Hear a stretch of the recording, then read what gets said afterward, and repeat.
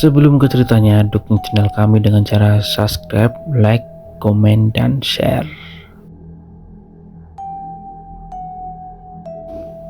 Pocong Juli, ya. Kali ini saya akan membahas cerita mistis dari urban legend sekitar Dembangan Gejayan, Yogyakarta. Yuk, simak cerita horornya. Serah. Bagi teman-teman yang sudah lama tinggal di Jogja, khususnya di daerah Dembangan, pasti nggak asing sama cerita Pocong Juli ini. Menurut beberapa sumber, dulu di tahun 2000-an masyarakat sekitar Dembangan digegerkan sama teror Pocong Juli. Ngerinya, Pocong Juli ini meneror warga sekitar dengan mengetuk pintu dan berteriak, "Juli, Juli," yang diartikan kalau pocong itu meminta untuk dilepaskan tali pocongnya. Ada yang bilang kalau cerita itu berasal dari makam Bethesda, salah satu arwah penasaran dari seorang warga yang waktu dikebumikan tali pocongnya lupa belum dilepas. Sebenarnya cerita ini ada beberapa versi yang beredar, dan di sini saya ada sedikit cerita tentang Pocong Juli ini. Mungkin ini adalah salah satunya. Suasana duka tampak menyelimuti di sebuah rumah sederhana. Sedangkan di ruang tamu di lantai beralaskan tikar memanjang, terbujur 3 jasad di atasnya. Tubuh pucat tak bernyawa, tertutupi kain-kain jari padik, adalah milik satu keluarga yang meninggal beberapa jam yang lalu. Sementara di kanan dan di kiri jasad itu terdengar suara lantunan ayat-ayat suci Al-Quran, tengah dibaca oleh beberapa orang yang datang. Sedangkan di belakang rumah, Sarjo dan Marti tampak sedang berbicara serius bersama Mbah Supri. "Sebenarnya mereka meninggal karena apa, Mbah?" tanya Sarjo. "Mereka ngalamin kecelakaan, Sar, ditabrak mobil," jawab Mbah Supri. "Namanya juga takdir, Sar, ndak ada yang tahu toh," sahut Mardi. Malam itu seperti yang dilakukan di kampung-kampung pada umumnya, begadang sampai pagi. Tepat 1 jam prosesi mencucikan 3 jenazah selesai, penggalian liang lahat yang diletakkan tak berjauhan juga sudah selesai. Kemudian iring-iringan para pelayat juga sudah tiba di pemakaman. Suara azan sebentar berkumandang. Setelah penutup 3 keranda dibuka, terlihat 3 bujur tubuh kaku berbalut kain mori. Wajahnya pucat, dengan beberapa kapas menempel pada bagian-bagian tertentu. Juga beberapa tali masih terikat, mengikat dari ujung kaki hingga atas kepala. Waktu itu, Sarjo dan Mardi mendapat tugas untuk menurunkan jenazah yang terakhir. Setelah dirasa Sarjo sudah beres, barulah tanah kalian diurukkan kembali hingga membentuk gundukan bernisan kayu. Tak lama setelah doa, para pelayat meninggalkan area makam, namun tidak untuk Sarjo. Ia berhenti sejenak sambil memikirkan sesuatu, seperti ada sesuatu yang mengganjal di pikirannya. Melihat itu, Mardi pun ikut berhenti dan heran ketika melihat Sarjo seperti orang kebingungan. "Ada apa, Sar?" tanya Mardi sambil menepuk pundak Sarjo.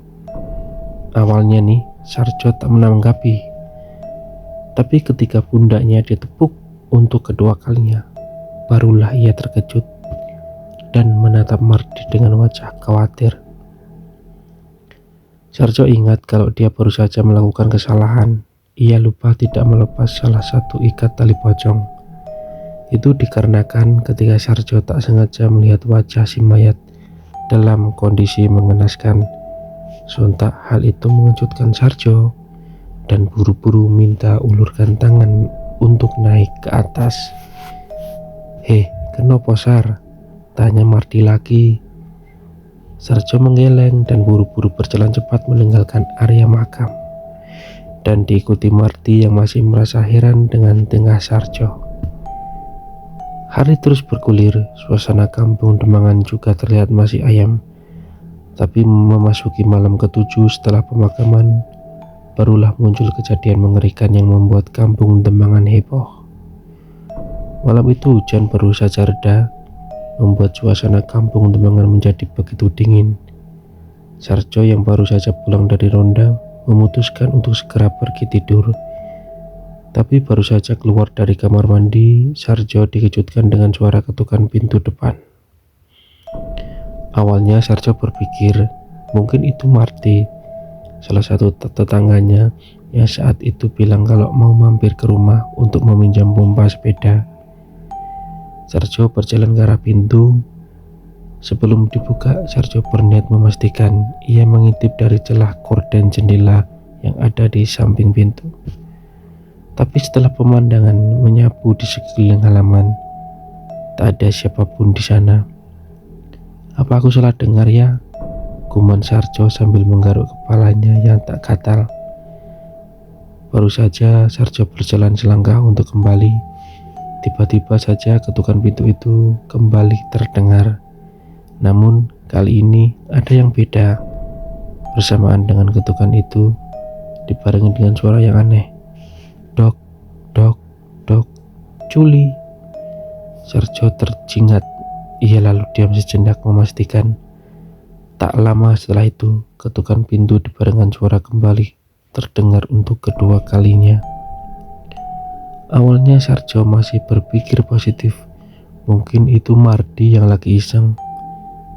Sarjo lalu berbalik dan buru-buru membuka pintu. Saat itu juga Sarjo terkejut. Matanya langsung melotot, mendapati sosok pocong sedang berdiri dengan tali di kepalanya yang masih terikat. Sepersekian detik Sarjo saling bersitatap sebelum akhirnya tumbang setelah pocong itu berucap Juli dengan suara nyaling. Sementara di dalam sebuah kamar, seorang wanita terbangun dari tidurnya. Ia sedikit heran manakala ketika tangannya meraba kasur tak mendapati suaminya yang ada di sana. Lalu ia melirik jam dinding. Jarum pendek sudah menunjukkan angka 3. Ia lalu buru-buru bangkit dan berniat untuk pergi ke kamar mandi. Pikirnya, sekalian mencari suaminya, siapa tahu tidur di ruang tamu. Namun baru saja keluar kamar, tepat ketika pandangannya mengarah ke pintu depan, Supini terlonjak kaget. Di sana, ia melihat tubuh suaminya sudah dalam kondisi terkapar di lantai. Sedikit panik Supini ketika tubuh Sarjo tak merespon atas guncangan-guncangan yang dia lakukan. Hal itu membuat Supini berlari keluar untuk meminta bantuan. Setiba di rumah lagi, dua lelaki yang baru saja Supini minta tolong segera mengangkat tubuh Sarjo untuk dibawa masuk ke dalam kamar. Dan tak lama setelah itu Sarjo tersadar setelah Supini mengoles-oleskan minyak kayu putih di hidungnya. "Kenapa mas? Kok sampean bisa pingsan gitu?" tanya Hasan, salah satu dari dua orang tadi. Sarjo yang saat itu masih setengah sadar sedikit gelagapan, manakala ketika ia membuka matanya sudah mendapati beberapa orang ada di kamarnya. "Tenang mas, ini diminum dulu," ujar Supini sembari memberikan segelas teh panas. Sarjo meminumnya, kemudian menceritakan kejadian yang baru saja beberapa jam yang ia lalui.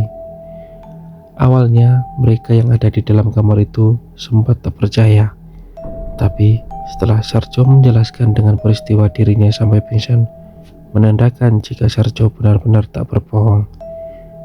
Menjelang siang, kabar tentang Sarjo yang didatangi pocong Juli makin kian ramai di perbincangan warga. Beberapa dari mereka ada yang menganggap kalau Sarjo berbohong. Masalahnya, Sarjo di kampung itu terkenal dengan orang yang paling bohong sedemangan. Makanya banyak warga yang kurang percaya. Tapi itu hanya bertahan sebentar saja, manakala tepat di malam kedua ini, tak hanya rumah Sarjo yang didatangi pocong Juli, melainkan hampir separuhnya. Begitulah akhir dari cerita pocong Juli. Dan jangan lupa dukung channel kami dengan cara subscribe, like, komen, dan share. Nantikan cerita mistis berikutnya. Seram.